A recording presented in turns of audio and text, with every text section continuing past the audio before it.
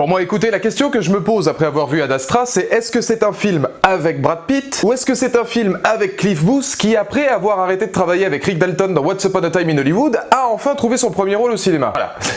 Vous avez 4 heures.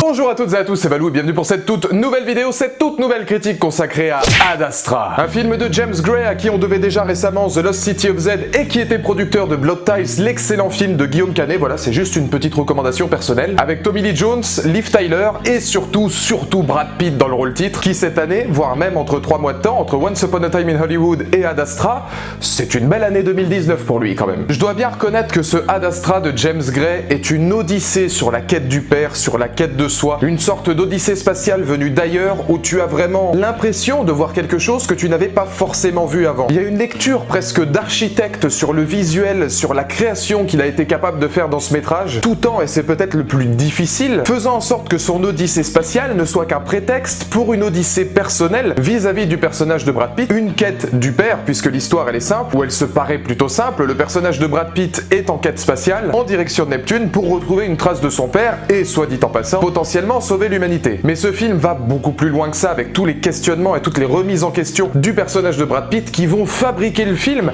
beaucoup plus que l'odyssée spatiale. Et ce qui est très intéressant, c'est que si au final une grande partie du métrage se veut en quête personnelle vis-à-vis du personnage de Brad Pitt, James Gray arrive quand même à rendre son film si réaliste, si travaillé, si riche et d'une multitude de détails qu'on a l'impression, et je vais la mettre un petit peu dans cette trilogie, on a une trilogie Gravity, Interstellar et Ad Astra, ce genre de film où tu peux te rendre compte en fait que tout cela est possible. Donc il y a forcément une remise en question du spectateur qui a envie de vivre éveillé son rêve de gosse et ses films lui proposent. Mais pour moi, ça a toujours été 3 films qui peuvent expliquer les plus grandes sagas spatiales qui ont déjà existé dans le temps du cinéma. Je pense à Starship Troopers par exemple, où on était déjà vraiment acté dans un univers futuriste où on est capable d'aller de planète en planète sans savoir comment ni pourquoi. Et Gravity, Interstellar et Ad Astra, par leur réalisme incroyable sur la forme, sont capables en fait de faire prendre conscience au spectateur que ce sont les premiers pas vers l'inconnu, vers une intelligence extraterrestre, puisque c'est aussi l'un des gros propos du film Ad Astra, qui pourrait expliquer comment l'être humain est parvenu par la suite à coloniser l'espace de la même manière qu'un Starship Troopers ou même des tas d'autres films différents. La première partie va se consacrer à la forme finalement du film et cette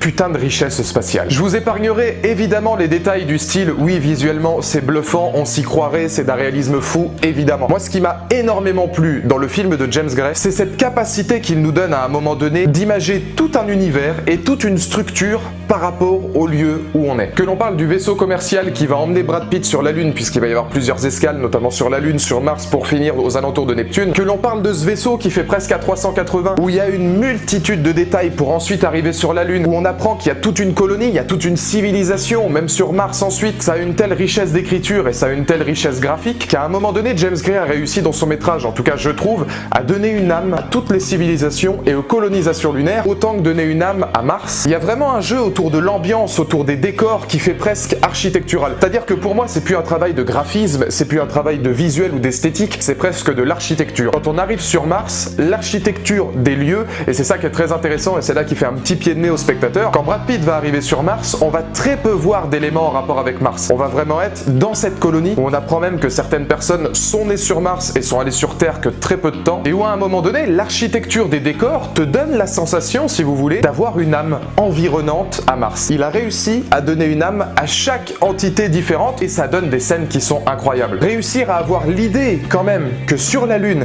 il puisse y avoir des zones anti-frontières où la Lune est contrôlée avec des frontières pour chaque pays différent, mais qu'il y a des no man's land avec des pirateries qui se battent des ressources, non seulement ça te donne une scène avec des RV qui sont incroyables, une course-poursuite en voiture lunaire qui est complètement folle, où là tu te rends compte véritablement qu'il a réussi limite à créer un univers. C'est un univers, c'est un microcosme qui se déroule sur la Lune, sur Mars, et qui pour chaque élément va avoir une âme à part entière, de par ses décors, de par son ambiance, de par l'utilisation musicale, qui pour le coup est presque plus une ambiance sonore, qui pourrait rappeler des films comme Interstellar, comme 2001 Odyssée de l'espace. Tu as un travail du son, tu as un travail de la couleur, notamment sur Mars, j'y viens parce que cette scène-là m'a véritablement marqué. Je dirais pas grand-chose pour éviter les spoils, mais il y a un travail de la couleur, un travail de l'esthétique, tout est fait pour que le réalisme soit probant. Et il y a une grande question aussi que pose James Gray au sein de son métrage, c'est est-ce que l'être humain a le droit de tout ça? Est-ce que les colonisations ne font pas pas préjudice au rêve tout simplement que pourraient avoir certains gamins d'arriver dans un univers inconnu, alors que maintenant oui, on se rend compte que certaines personnes sont nées sur la Lune, sont nées sur Mars, et il y a strictement plus aucun rêve. Alors ça on le voit vis-à-vis du personnage de Brad Pitt qui est complètement névrosé, la place de l'enfant est devenue complètement inexistante. Il y a un terme de Brad Pitt qui est très intéressant quand il arrive sur la Lune, il compare l'être humain à des dévoreurs de monde.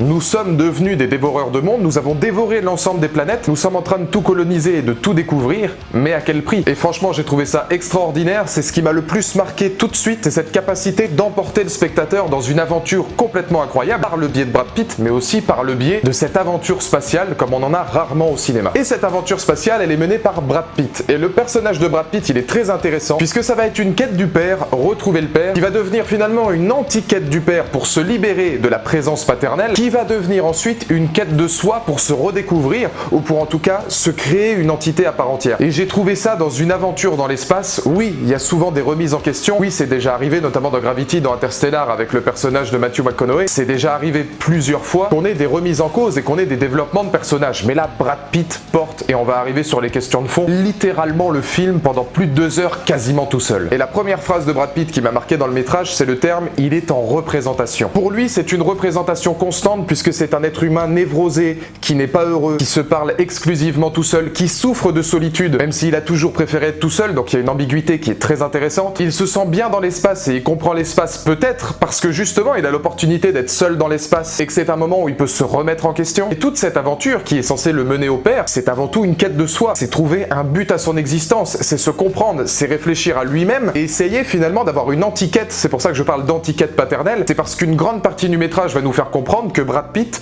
ne veut pas devenir son père. Et ça a une double connotation. La première, c'est parce que c'est le fils d'un grand astronaute qui est vu comme un héros, et forcément il y a le nom qui va avec, donc il y a un rapport au fils d'eux qui est assez difficile. Et il le dit aussi au sein du métrage, il veut se libérer de lui, il veut se libérer de cette entité qui le ronge depuis des années, parce que son père l'a littéralement abandonné il y a des dizaines et des dizaines d'années de ça, alors que, et encore une fois le thème est complexe, parler de son père, ce sera véritablement les seules scènes où Brad Pitt aura l'impression de ressentir quelque chose. Et toutes ces questions-là, James Gray va les utiliser par un côté très contemplatif. Il y a vraiment un intellect contemplatif par rapport aux questions que Brad Pitt va se poser, ou même en termes de caméra, Brad Pitt est souvent perçu en flou, il va se poser de véritables questions sur lui-même et sur la mission qu'il est en train de faire. Ce côté contemplatif va parfaitement avec le design et la réalisation très froide, assez glaciale à certains moments de James Gray dans le métrage, mais qui est elle aussi particulièrement contemplative vis-à-vis des décors, vis-à-vis de l'ambiance, vis-à-vis du visuel. Les mouvements de caméra sont très lents, le rythme est loin d'être soutenu, il est plutôt morne, il est plutôt terne aussi. C'est un film assez triste au final, qui va aussi poser des questions à son spectateur et qui est profondément triste, comme le personnage de Brad Pitt. Et ce qui est drôle encore une fois par rapport à cette complexité et cette ambiguïté du personnage, c'est que parfois Brad Pitt va faire des erreurs dans le métrage et va vouloir aller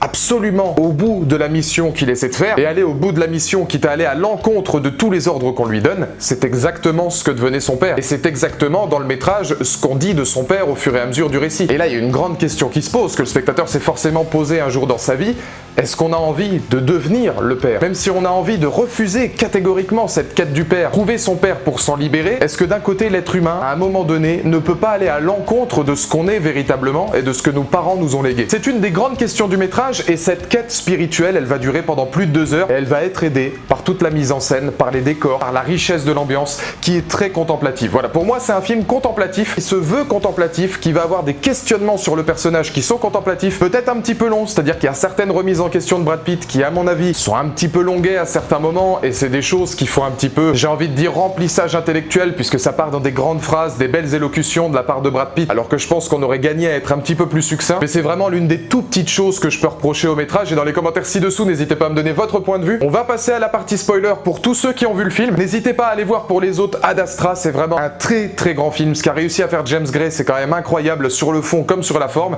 Il faut y aller. Are you ready? I'm ready. Partie spoiler très rapide, alors vraiment 1 minute pour la partie spoiler. Tommy Lee Jones et Brad Pitt. J'ai souvent dit de Brad Pitt dans Once Upon a Time in Hollywood que contrairement à DiCaprio, il ne jouait pas, il était le personnage. DiCaprio est un acteur extraordinaire, mais Brad Pitt, on a l'impression qu'il incarne véritablement le personnage et qu'il devient et qu'il est le personnage. C'est la même chose, et quand on l'associe à la fin du métrage à Tommy Lee Jones, qui pour moi est de la même caste d'acting, c'est juste extraordinaire. C'est très touchant, c'est très dur, notamment voir Tommy Lee Jones partir. C'est une facilité scénaristique, j'ai trouvé, parce qu'on pouvait s'y attendre, et ça a déjà été vu et revu dans pas mal de films de science-fiction, mais globalement l'acting de ces deux-là est juste incroyable, et il y a une tendresse, et il y a une réponse à toutes ces questions-là aussi, la quête du père, où Brad Pitt se rend compte qu'il a jamais cessé d'aimer son père, même si à un moment donné au sein du métrage il voulait en finir, il dit ces mots-là, je vais en finir, je vais m'occuper de mon père, autant que la quête de Tommy Lee Jones, qui était de trouver une forme de vie extraterrestre, et où on apprend, et ça c'est terrible aussi pour le spectateur, de se dire qu'on est les seuls. Dans notre système solaire connu, évidemment ce n'est qu'un film, et moi je me suis posé cette question-là, je me suis dit c'est quand même un film qui te donne très peu d'espoir sur Tommy Lee Jones, sur Brad Pitt, hormis la fin du métrage, voire même sur une intelligence, une vie extraterrestre. C'est un film qui est terriblement triste et qui n'a que très peu de place pour l'espoir. Et c'est là que la fin, pour moi, il manquait un petit quelque chose. J'ai vu cette main tendue quand Brad Pitt évidemment arrive sur Terre, cette main tendue qui est une sorte de symbolique puisque lui enfin s'est trouvé. C'est une aide à l'anti-solitude, il va être maintenant capable d'aider son prochain, d'aimer quelqu'un. C'est très bien ce qui se passe pour le personnage puisque c'est une remise en question qui prend un sens finalement. Un début, un milieu, une fin au sein du métrage sur sa solitude et sur son caractère à part entière, mais il manque de quelque chose parce que le film était tellement grandiose que je pense que James Gray aurait pu nous surprendre. C'est très subjectif, peut-être que beaucoup ont aimé le final, mais pour moi il manquait ce petit je ne sais quoi qui aurait surpris le spectateur. Et je parle pas forcément d'une découverte d'une vie extraterrestre. Et l'une des dernières scènes quand on voit une toute petite lueur bleue sur le casque de Brad Pitt, je pense qu'on aurait terminé là-dessus, ça aurait pu donner une fin ouverte au spectateur du style, tu vois Tommy Lee Jones il est parti, mais c'est celui qui avait raison. Et il y a bien une intelligence extraterrestre.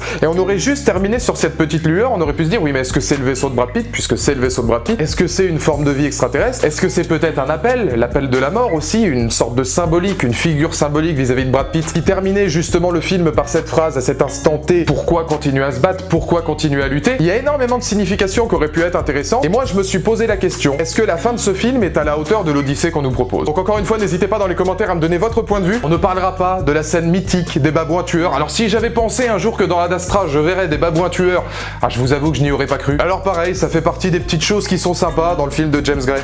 Il m'a surpris le con. Louisiana